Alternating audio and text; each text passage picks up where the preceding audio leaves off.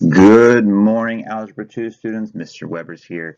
Today is your lucky day. I know my students all year long, every single thing we did when we talked about absolute value, when we talked about rational functions and radical functions and exponential functions and log functions, they would always say, Mr. Weber, please, please, please, can we graph these things? And I said, no, we gotta wait. We gotta wait. But you guys are lucky because I know as soon as we started talking about sine and cosine, that your mind was thinking, oh my gosh, I cannot wait to graph these equations. Today's your lucky day. Today's your lucky day. You're going to get to graph sine and cosine with amplitude change. Okay, you will need your unit circle. We're going to use it to get us started. So like you've probably seen what I like to do is we're going to go through it in like really detailed at first, so you know kind of why things are happening, and then I'm going to show you kind of what you have to do and what you need to know to be able to answer the questions that you'll see. Okay, so you will need the unit circle. If you don't have it, go ahead and grab it. You'll need a calculator for like one calculation, but not much. Okay, so here we go. So if we're trying to graph this, first thing on your notes section, you'll see we have this big old table for you. And it's our equation is going to be f of x equals sine of theta. Remember, theta is the angle that you're going to make with the x-axis on the unit circle. So we're going to use the unit circle to help us think about that angle. So the next thing I want you to look at is look at the x value in your table. Look at those values. Are those degrees? No, they're radians. All right, so we almost always graph these trig functions with radians being our x value. All right, that's important. That's why you had to know what the radians were. So go to your unit circle, grab that. Remember, we're going to look at the radians, so we're going to look at the orange angles around the circle. And we're looking at sine of x. Now, when we think about, I say x, sine of theta. When we think about sine of theta, what is sine of theta? Sine refers to which value? The x or the y? It's the y value. All right, so go to the unit circle, start at 0. What's the y value of that point? It's 0. All right, and what we're going to do is literally move around the unit circle in the positive direction. Okay, so pi over 6, the y value is 1/2. And at pi over 4, the pi value is square root of 2 over 2. All right, and you can see those are the first 3 points that they gave us on the table. So now hopefully you see where those points came from. All right, so we're going to fill out the exact value for y first, and then we're going to come back and do the decimals because you're going to see some of these things are going to repeat. So I don't want to have to do the calculation like 8 times if I can only do it once or twice. Okay, so let's keep going in terms of radians. The next step is pi over 3. What's that y value going to be? Square root of 3 over 2. And then at pi over 2, it's going to be 1. 2 pi over 3, square root of 3 over 2. 3 pi over 4, square root of 2 over 2. 5 pi over 6, 1 over 2, 1/2. So again, let me pause right there just to make sure that you're good. We've kind of walked around the unit circle. Let's do one more point. At pi, the y value is going to be 0. So we've walked around exactly half the unit circle, and all we were doing is looking at the y value because we're trying to graph sine of theta, and sine always corresponds to the y value. Okay, so I know I went a little fast, but hopefully you saw the pattern. We were just looking at the y value of each point all the way around.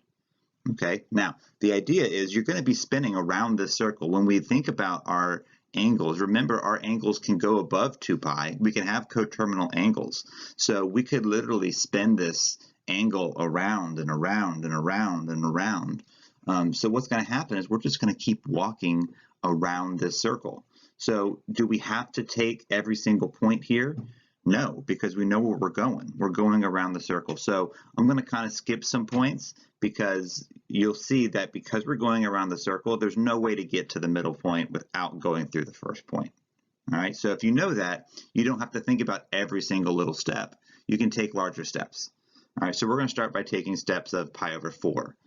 All right, so The next point on our table was 5 pi over 4, so I find that angle. I look at the y value, negative square root of 2 over 2. Okay, I look at 3 pi over 2, find that angle, look at the y value, negative 1. Look at 7 pi over 4, find that y value, negative square root of 2 over 2. And then at 2 pi, the y value is 0. So far, so good? All right, look what happens here to these last 4 points. They actually go in the negative direction. So we're gonna, if I wanted to, I could keep going and build these tables, but because I'm going in a circle, I'm just gonna keep repeating. And you'll see these values will repeat as well. But the key here is you have to understand when the angle is negative, what's it gonna refer to? And you can see this goes back to what we talked about in previous weeks. So you know why we talked about that. All right, so if we start at 0 and we go to negative pi over 2, we're going to spin in the opposite direction. Pi over 2 is like 90 degrees. So look where it spins to, negative 1. And then if we go to negative pi, take another quarter turn. The y value is 0. Take another quarter turn. The y value is positive 1. And another quarter turn will take us back to 0. So we went around that circle in really like 5 steps. And that's how you're going to do this mostly. I went through every single point here just so you could kind of see what was going on. Okay? All right, so now let's do our decimal approximations. First off, think about the easy ones. 0 is 0. 1 is 1. 1/2 is 0.5. You also can see that they gave us square root of 2 over 2 in our table. That's 0.7. So all of those values, whether they're positive or negative, you could fill out real quick. The only one you're going to have to think about is the square root of 3 over 2. So grab a calculator, do that calculation real quick. Square root of 3 over 2, it's about 0.9 if we round. All right, so here we go. Let's just convert all those to decimals, and that's what we get. Something that looks like that. Okay, we're going to use that to actually graph this. Okay, you ready? All right, here we go. All right, so here we go. Here's our table. Now we're going to graph this. I'm going to do this point by point. Now, I'm going to make this easy. So I'm not going to graph every single point that's in my table, because if you look at the graph, first off, look at the graph, look at the x values. You can see they're in radians. But look at the steps they're going by. They're going by pi over 4. So if I said, where's pi over 6 on this graph, you'd have to really think about that. And here's the thing. I really don't want you to have to think too hard. I want you to be able to do this without thinking. So look at the axis, and when possible, try to use those steps to graph these. And the easiest steps to take is pi over 4 and pi over 2. All right, so let's look at pi over 4. Let's find it in our, first off, let's start with 0. That's always easy. 0 is 0. All right, now let's find pi over 4 on our table. Oh, that was square root of 2 over 2, which is about 0.7. So look where I put that. I put that graph, that point, almost to 1. I tried to get it in between like 0.5 and 1, about 0.7. Don't stress it. I mean, it's rough. It's a sketch. Okay. And then pi over 2 is 1. 3 pi over 4, find that in the table. It's back to 0.7. Go to pi, that's 0. 3 pi over 2, I'm sorry, 5 pi over 4 is negative 0.7. 3 pi over 2 is negative 1. 7 pi over 4. Cat just jumped on my desk. You need to get down. 7 pi over 4 is negative 0.7.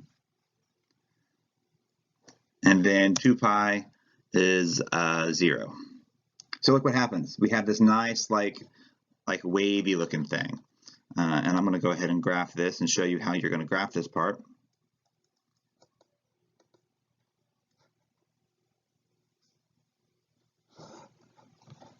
All right, here we go. Here we go. Where's my pen? All right, so we're going to start at 0, and you're going to try to graph this just making a curve as best you can. These shouldn't be straight. They should be kind of curved. Oh my gosh, Mr. Weber, you're so good at graphing with a mouse. I know. I know, years of experience. All right, so here we go. All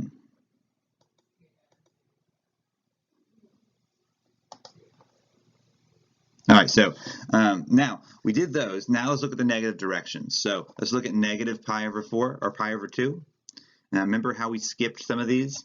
So if we go in the negative direction, we got negative pi over 4 is negative 1. Negative pi is 0. I think I just said pi over 4. Negative pi over 2 is negative 1. Negative pi would be 0. Negative 3 pi over 2 would be positive 1. And negative 2 pi would be 0. Notice that the pattern just continues. It's the same wave. Okay, so let's go ahead and graph that. Picking up right where we left off. Come on down, curve it around.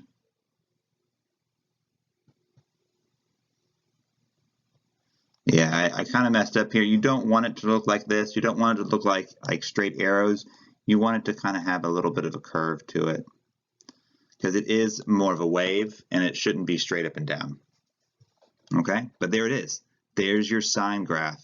Sometimes they call this a sine wave because it looks like a wave, because it has that rounded, continual, periodic characteristic. Okay, now think about what's the domain. Domain refers to x. Look, we got arrows on both sides. All right, so we got an arrow on this side and we have an arrow on this side. What does that mean? That means my domain is going to be negative infinity to positive infinity. This is going to keep going forever and ever and ever and ever in both directions. What about the range? All right, look at your high point. High point is 1. Look at your low point. Low point's negative 1. Range is negative 1 to positive 1. All right, what's the period? Remember that from yesterday. Try to find one point and try to find the same point on the next cycle. So when possible, use 0 because it's just easy to count. So what point's at 0? Let's look at that point and try to find that same point. That's like the middle point of the wave as the wave is getting bigger. You see how 0 is the middle point of the wave as it's getting bigger? So find the next point that is the middle point of the wave where it appears to be getting bigger, and it's way over here at the end. Remember, the period is the distance from one point to the same point on the next cycle or the next wave. In this case, it's 2 pi. And that makes sense because what was 2 pi? That was one rotation around our circle. And once we went around the circle an entire time, obviously everything would start repeating again. Okay, so that's why the period represents kind of like one rotation around the circle. All right, so midline equation. Let's find the line that's right in the middle of these two things. It appears to be at 0. Remember, the midline equation is the equation of the line that's in the exact middle of the graph, and it's horizontal, so it always starts with y. So we say y equals 0. And the last thing we have to do is the amplitude. Remember what that is? Amplitude is the distance from the middle up or down. It's the distance from the midline to the maximum point or the minimum point. Okay, so far so good. Amplitude was 1. All right, let's try cosine. That was fun. So much fun. Let's do it again. This time with cosine. All right, first thing you're going to notice is our table. I didn't give you all those crazy points. This is how you're going to graph it 100 like most of the time, using just these types of points. Notice the steps that we're taking. Pi over 2. They're the easiest points to do. You don't need the unit circle. Once you get this in your mind, like the reason we want you to know the unit circle so well is if you know the unit circle well, you can do this without the unit circle. Okay? All right, so here we go. Just in case you need it though, there is the unit circle. All filled out. We'll start at 0. This time we're talking about cosine of theta. Cosine refers to which value, x or y? Well, we just did y, so this has got to be x. Yeah, so we're looking at the x value. All right, so at 0 is what's the x value? X value is 1. All right, so I know I'm saying x value, I'm putting it in the y. But remember, x in this case on our table, x is referring to the angle. All right, so when the angle is 0, what is the value of that angle? What is the value of the cosine of that angle? It's the y value of the point on the unit circle. I'm sorry, the x value of the point on the unit circle. All right, so the y value of our function is the x value of the point on our unit circle. That's confusing, I know. Just know that when you're talking about cosine, you have to look at the x value, and that's why we're looking right here at 1, and it goes right there. All right, because we're talking about our angle being 0. Look where the angle is pi over 2. All right, that's right here. Angle is pi over 2. What is the x value? X value is 0. When the angle is pi, what is the x value? The x value is -1. All right, look at the angle. When the angle is -3 pi over 2, what is the cosine of 3 pi over 2? Well, it's the x value of this point, which is 0. All right, so don't be confused by I know it looks like we're just grabbing points from the circle. What we're doing is we are actually finding the cosine of that angle. It's just that from our previous lessons, we know our shortcut for finding the cosine is to look at the x value of that point. Okay, we're trying to find the cosine of these angles. Just like in the previous graph, we tried to find the sine of the angles. It's just that we knew the shortcut. All right, and that's all that's happening, is we know what the shortcut is. All right, 2 pi back to 1. So far, so good? All right, now we're going negative, so we're going to go in the opposite direction. All right, so we're going to spin clockwise, pi over 2. Still looking at x values, so it goes back to 0. Take another quarter turn. It goes back to -1. Take another quarter turn. -3 pi over 2. Take another quarter turn. 1. So far, so good? All right, here we go. Let's graph it. All right, so start with what we know. When x is 0, y is 1. All right, notice where we're starting. It's a different place. Pi over 2 is going to be 0. So in this case, I don't have all those points on my table, so I'm just going to use the points on my table to graph this, and it's going to go a lot faster.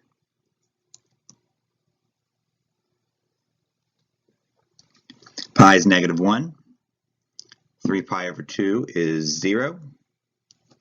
2 pi is 1.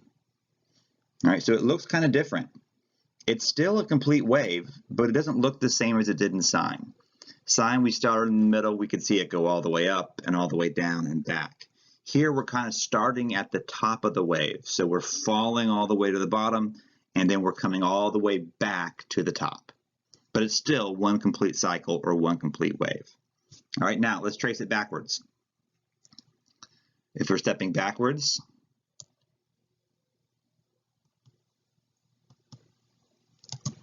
zero. Negative pi would be -1. -3 pi over 2 would be 0. And -2 pi would be +1. All right, let me grab my pen and we'll draw ourselves a nice wave.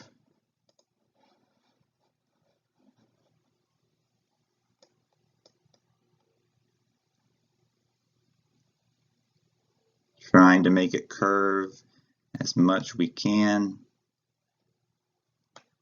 These are kind of like my favorite graphs because lots of times they look like a W. Weber. All right, so notice the one thing I do at the end of this, because I know what's happening, these are going to repeat over and over and over again. So notice once I got to that top point, I didn't draw a straight arrow going straight up because I know this graph does not keep going this way. That's not right. It curves back down because it is going to be a wave. Does that make sense? So don't be confused by that if you see this on graphs. If you know it's periodic, it's going to curve back down. It's just hard to see. Okay, so let's go ahead and see what we got here. In terms of our domain, well, we still got arrow, arrow. So what's the domain going to be? -∞ to +∞. What's the range going to be? Well, our high point is 1. our low point is -1. So it's still going to be -1 to +1. The period from one point to the next is 2 pi. Period is the distance from one point to the same point on the next cycle or the next wave. All right, we'll find our midline equation. Y equals 0, still right there in the middle. It's an equation, so it starts with y. And our amplitude from the midline to the top or the bottom is going to be 1. So far, so good. Easy peasy. Okay. I want you to look at these two graphs together because when you look at them and you just glance at them, a sine graph and a cosine graph look like exactly the same. So let's look at them together to kind of see the difference, and let's think about how you're going to graph it. All right, so here's what I want you to do. This is not on your notes, but I just wanted to show this to you. So just watch and give me your attention, and this is how you're going to graph these. Okay, so when you see sine, I want you to think about 5 numbers. I want you to think about the unit circle, and I want you to move around and around and around. Okay, so sine is the y value, right? So here's the 5 numbers you're going to think about. 0, 1, 0, -1, 0. That's an easy pattern to remember. You start with 0 and you're just bouncing between 1 and -1 with 0 in between. But look where it came from. We started at the x values and we went around the unit circle looking at those x values from 0 to 1 to 0 to -1. Okay, let's graph it. So we're going to graph 0, 1, 0, -1, back to 0. See how just remembering those 5 numbers gave me all the points that I needed to graph this? All right, so I could get my first wave by graphing it like this. All right, now let's work backwards. All right, so think about the pattern. What is the pattern here? These are different colors so you can kind of see what's going on here. The pattern, if I work backwards starting at 2 pi, I'm at 0, -1, 0, +1, back to 0. What's this next number going to be here at pi over 2? If I follow the pattern, what's it going to be? -1. Then back to 0, then back to +1, then back to 0. So the way I graph these is I remember those 5 numbers, I graph those out, and then I just look at the pattern and I just step backwards. Start here and work your way backwards and then follow the pattern in the negative direction. And when you do that, you should get a nice periodic function that mirrors what happens on the first side. Okay? Another way of doing it is just starting back at the unit circle and instead of moving clockwise, go this way around. That would work as well. Okay, so far so good. Let's look at cosine. Remember, cosine is the same thing. We've got to remember 5 numbers. That's all I'm going to ask you to remember, is 5 numbers. All right, but cosine is, the shortcut for cosine of theta is the x value of the point on the unit circle. So where are we going to start? We're going to start at 1. See how that's the x value? And then it goes to 0, and then -1, and then 0, and then back to, oh, that should be a +1. Oh my gosh, oh, I made a mistake.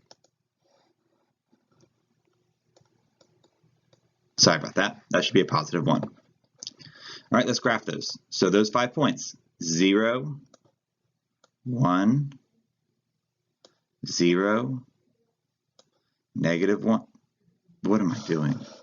Mr. Weber, you're not doing any of that right. Oh my gosh. You see, I have to make mistakes sometimes so you guys know what you're doing and so that you feel good, because everybody makes mistakes.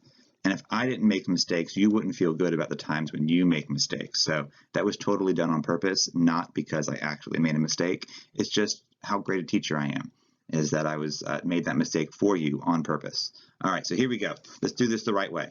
The numbers remembering with cosine start with 1. All right, so 1, 0, -1,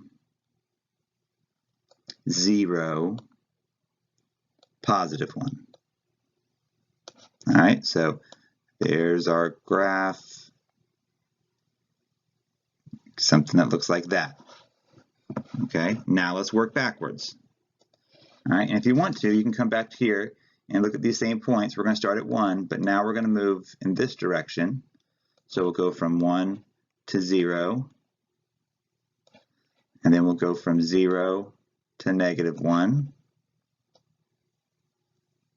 and then we'll go from -1 to 0, and then from 0 to +1. All right, so there we go. There's our nice wave. Ooh, what a pretty wave. All right, so look at these two graphs together. They look the same in terms of they're both waves. They're both going between 1 and -1. They both have a period of 2 pi. A lot of the key features are exactly the same. So if you look at a graph, how are you going to know? Am I looking at a sine graph? Or am I looking at a cosine graph? Look at where it starts. Look at the x-axis and look at the y-axis. Look at where it touches the y-axis. That's going to be our key. All right, look where it touches the y-axis. So sine starts at 0. So look at the y-axis. It's starting right here at 0. And look at cosine. Cosine's going to start at 1. Look at the y-axis. If you zero in and look at just that one point, you'll be able to tell if it's a cosine or a sine, most likely. Okay, so if it starts in the middle, it's most likely a sine wave or a sine graph. If it starts at 1, it'd be most likely or I would say if it starts at like maybe here's a better way of saying it. If it starts in the middle of the wave, it's a sine wave. If it starts at like the ends of the wave, like the maximum value of the wave, then it's a cosine, most likely. Okay, I hope that made sense. If not, you always can ask. All right, let's do some problems and see what you're going to have to be able to do. So here's some notes. Quick notes, easy peasy. You're going to love this. All right, so we're going to make these equations look a little more complicated. We're going to throw a number out front. All right, so it could be a times the sine of x or a times the cosine of x. All right, so the a in this equation is going to represent the amplitude of the graph. A amplitude. That makes sense. Okay, amplitude is always, always, always positive. All right, amplitude is always positive. All right, so it means that the equation for the amplitude is always going to be the absolute value of whatever that a value is. Because sometimes you will see a negative up here. It could say negative a up here. And the amplitude is not negative because remember, amplitude is the distance from the midline to the max or the min, and distance is always positive. So that amplitude has to be positive. Okay, guess what? Look at this last part. You already know this because it's the same as we've done every single function throughout the school year. All right, when the absolute value of a is larger than 1, what's that going to do to our graph? It's going to stretch it out. You'll get a vertical stretch. When the absolute value of a is less than 1, what's that going to do to this graph? It's going to compress. It's a vertical compression, just like we've done all year long. And if a is negative, what's that going to do? That graph will get reflected and it will look upside down. Okay? All stuff you already know. The only thing you have to learn here is that that value up front, that's the amplitude of our equation. And we're going to see how it's going to help us graph it. All right, I got a couple examples and then we're done. We're almost there. I know. Bear with me. I did want to show you real quick these two graphs just to show you what that amplitude's doing. So the black graph here is y equals sine of x. You can see it goes from +1 to -1, has the period of 2 pi. The second graph is the red one, y equals 3 times the sine of x. So when we multiply it by 3, so what we're doing is we're just taking 3 times whatever that sine of x value is. Look at what it does. It just stretches this up to +3. and pulls this down to -3. Does that make sense? All right, here we go. First graph, sine of x. We've already done this, but let me show you how you're going to do it. You're going to remember 5 numbers. Remember, it's sine. What is sine? X or y? Sine refers to the y value. So we're going to start at 0. So when you see this, you're going to think about your 5 numbers starting at 0. 0, 1, 0, -1, 0. Okay? And then you're going to graph those 5 points. 0, 1, 0, -1, back to 0. Okay? Now, you're going to work backwards. Follow the pattern. So if we go the opposite direction, so we had +1, 0, -pi/2 here, should be at -1. So follow the pattern in the negative direction, and then you can draw your graph.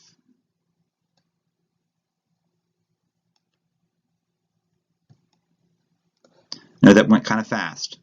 All right, but what I did is I took these 5 numbers to get my positive side. And then I started looking at it backwards. All right, so I'm at, if I look at my y value here, this is 0, -1, 0, +1, 0. What would come next? -1. So I just follow the pattern going the opposite direction.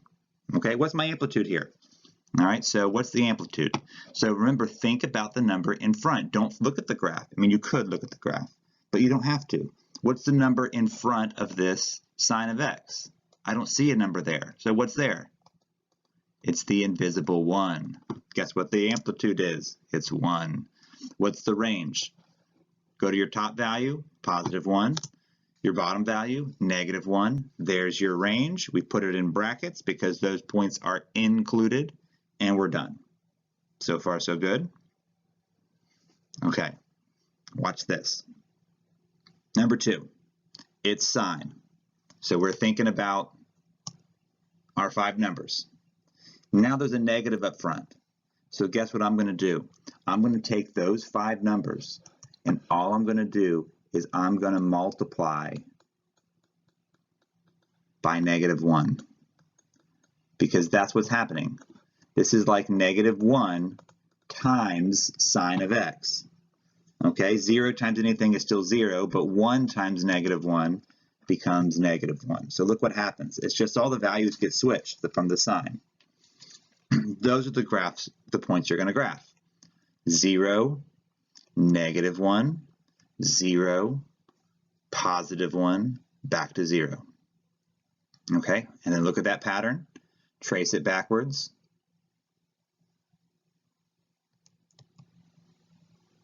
All right, so the pattern going backwards, we were at -1, 0. This has to be +1, 0, -1, 0. And once you have that, go ahead and draw your graph with a nice curve.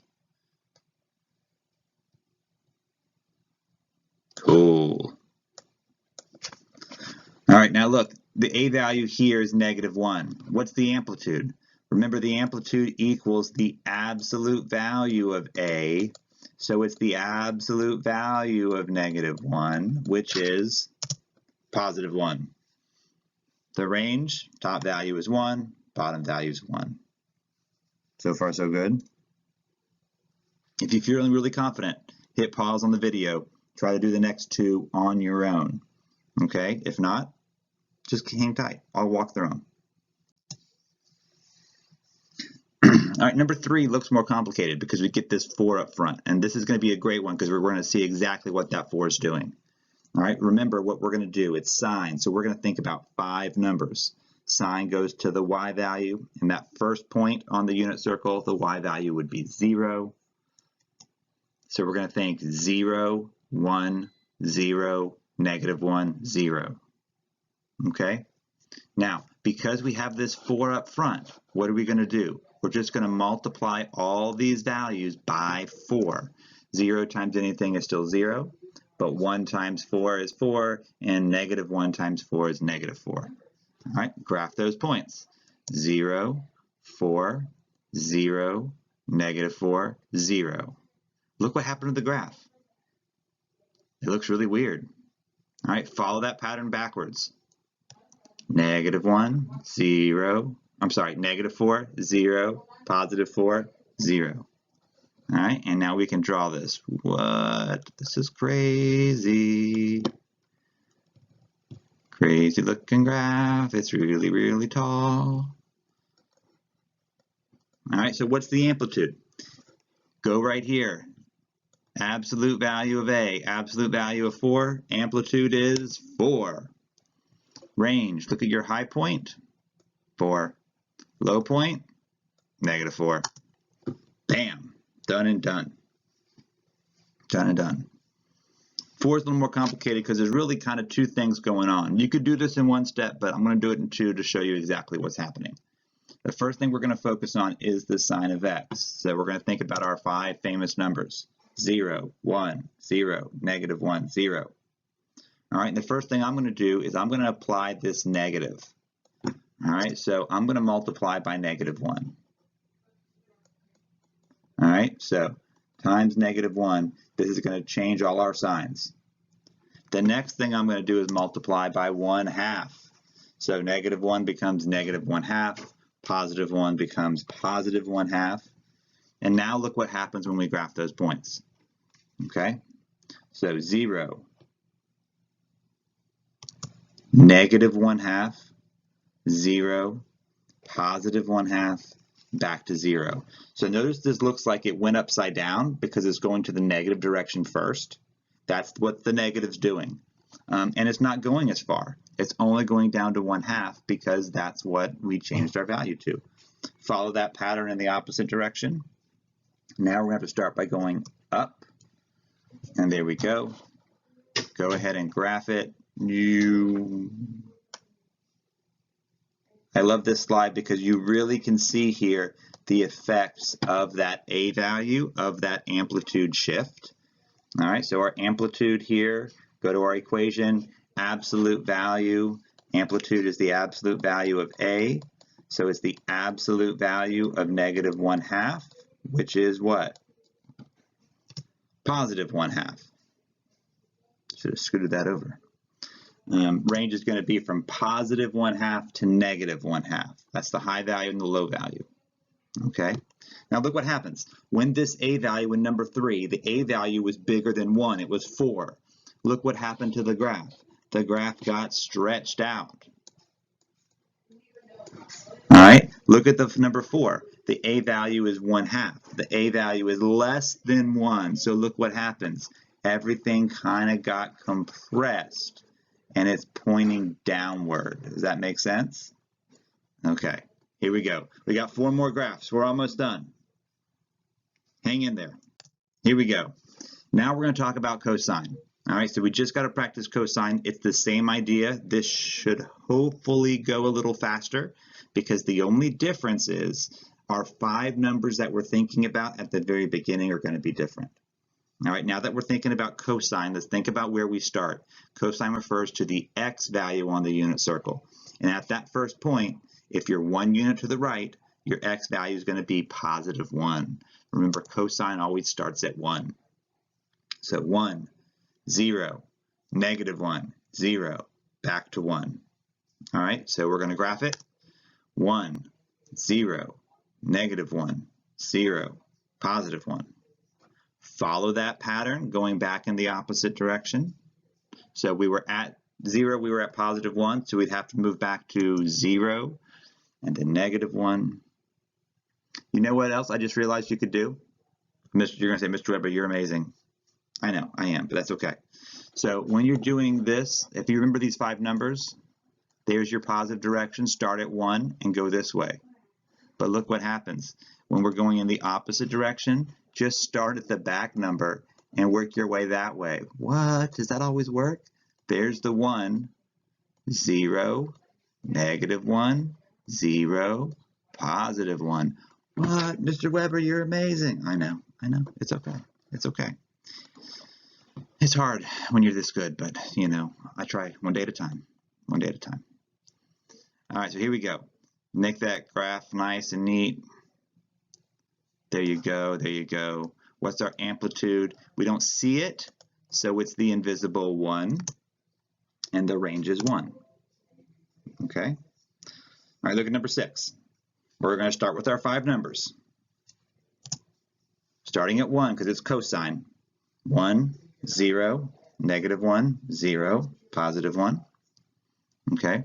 Next, what we're going to do is we're going to multiply everything by our a value, which in this case is 2.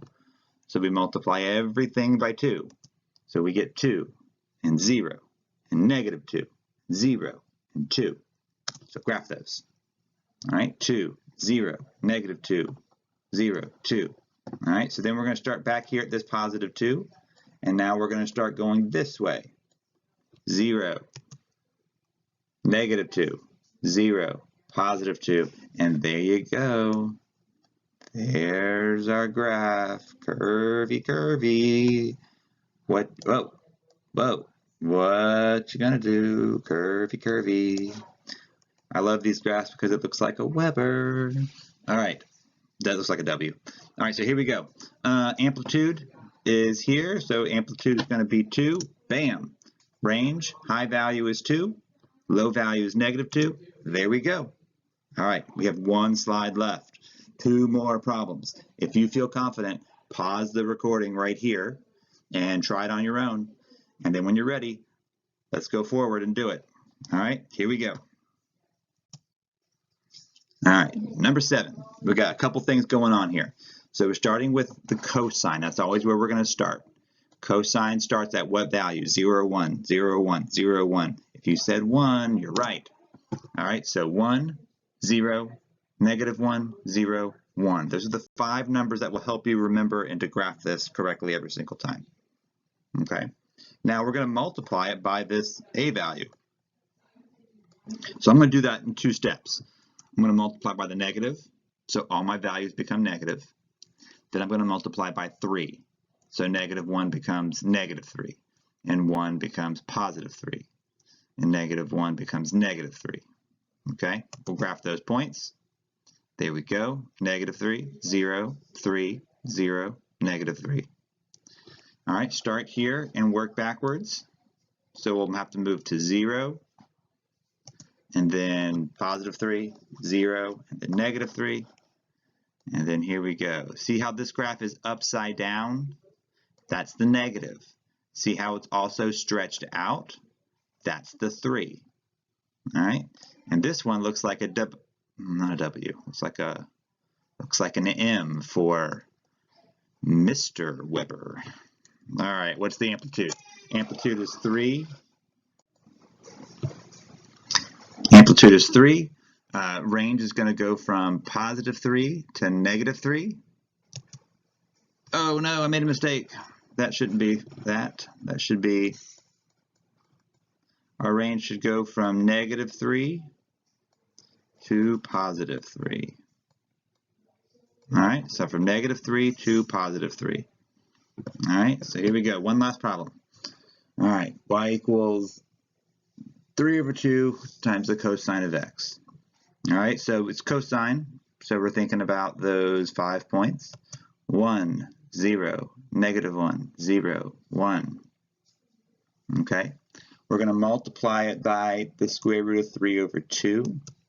1 times anything is just itself, whatever that other thing is. So it's just going to be +3/2 to -3/2. But what we have to think about is, well, what is 3/2? If you have a quick calculator, this is 1.5. So we're going to go from +1.5 to -1.5. The only reason why I'm doing that, you'll probably still see the amplitude and the range listed as a fraction, but in terms of graphing it, we're going to have to know where that 3/2 is, and it's just 1.5, so just halfway between 1 and 2. All right, so let's graph those points. We're starting at the top, 1.5, 0, -1.5, 0, +1.5. All right, start here and work backwards. So 0, -1.5, 0, positive 1.5. All right, and we're back to Weber. That nice curving cosine wave. Okay. All right, amplitude, straight from the top. It's already positive. Amplitude is going to be 3/2. And our range is going to go from positive 3/2 to negative 3/2. Hey, Mr. Weber, is the amplitude always going to be the same number as the range? No.